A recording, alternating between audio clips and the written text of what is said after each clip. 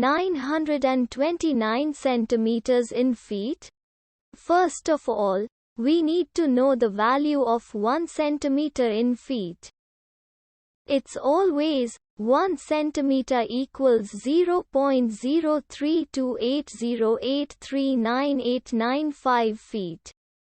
Now we have to multiply 0.03280839895 by 929.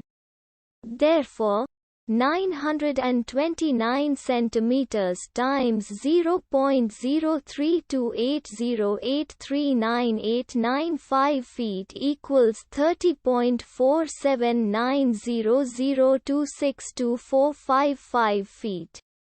So, in other words, 929 centimeters equals 30.4790026245 feet. We hope you have enjoyed this video.